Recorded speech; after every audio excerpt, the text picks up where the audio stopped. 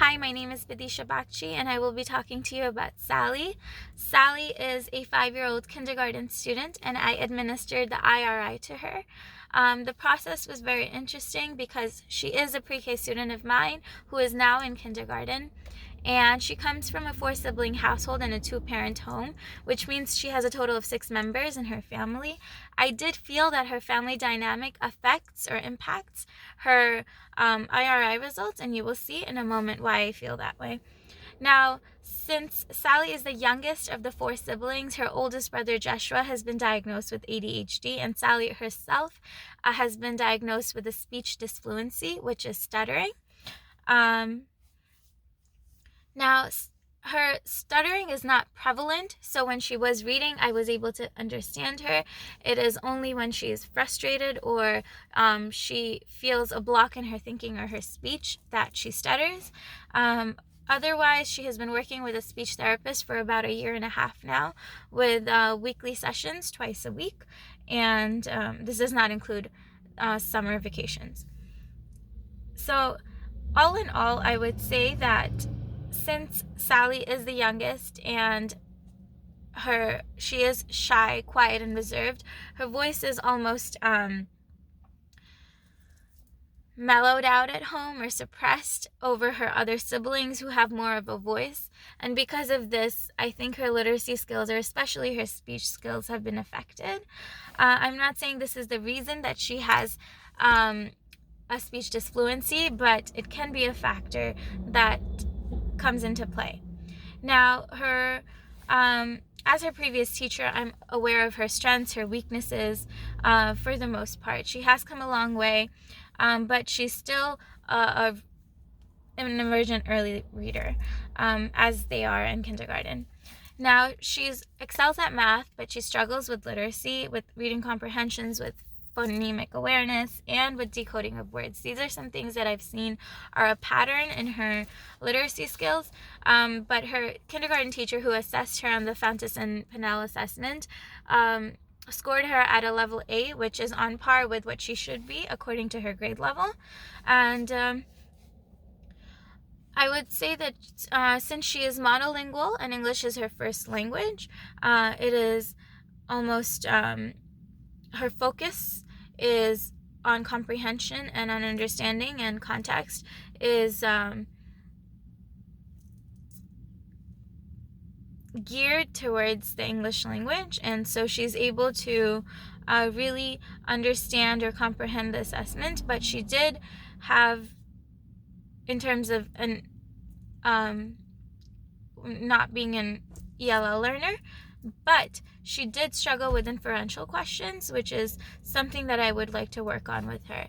Now, some of the words that she really struggled with decoding, or mispronunciations and the miscues while she was reading, were have, which she sounded out as have, little, which she sounded out as lidle, and friend, where she omitted the RI and she just said the word fend, and leaves, where she read the EA blend as lives.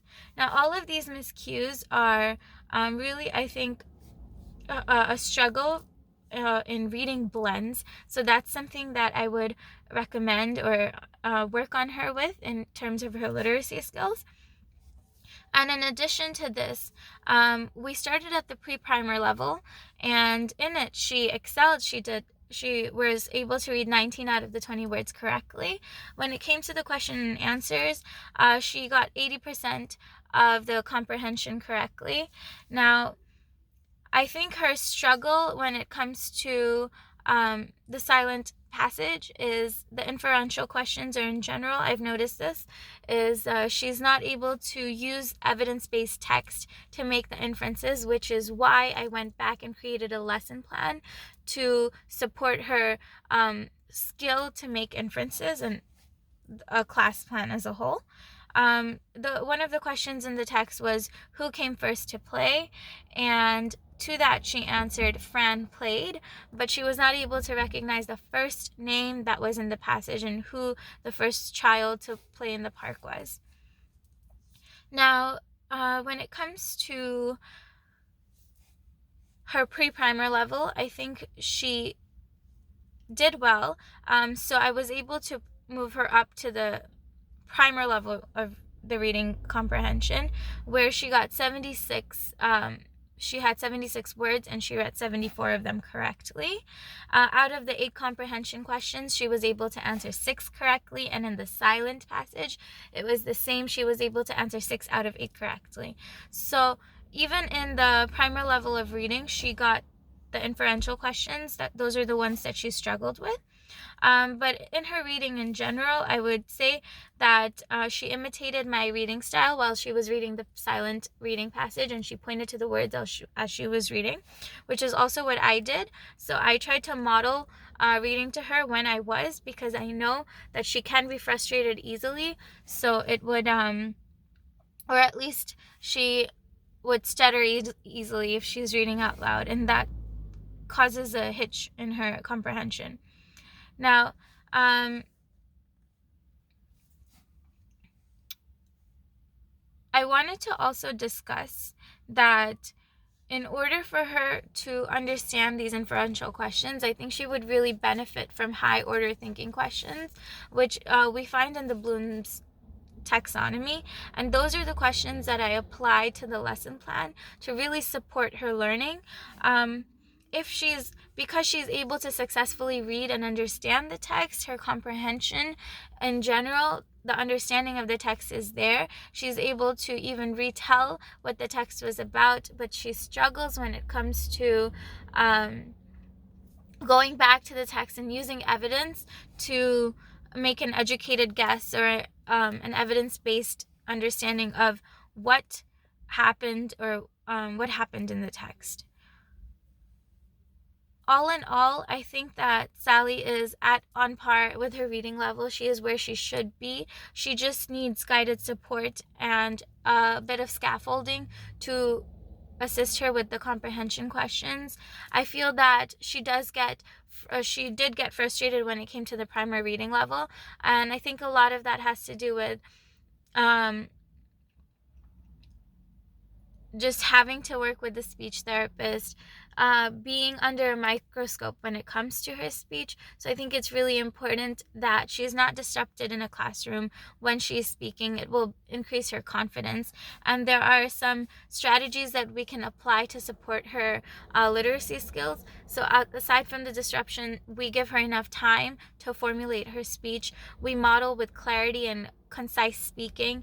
And something else that we can do in the classroom or even outside of, which I encourage her mom to do, is to really encourage her to use her words. Between the 4 siblings, I don't want her words to get lost, and I know mom really does encourage her to talk about her day when she gets home from school and share what's going on in school and share her feelings. So these are some things that can really create a conscious and clear speech. Now, when it comes to comprehension, which is what the lesson plan that I submitted is predominantly around, because I feel that she does need help in making inferences, and the way that she can do that best is if she's reading for meaning. Now, when she's reading for meaning, if we're asking high-level thinking questions, she's able to process those questions, go back into the reading and find the answers, and which is something that we want her to draw conclusions from. And all in all, I feel that she does well with literacy comprehension and recognizing words, decoding. While she does struggle with mispronunciation and some blends, these are common mistakes that need to be worked through at a kindergarten level. And that was all. Thank you for listening.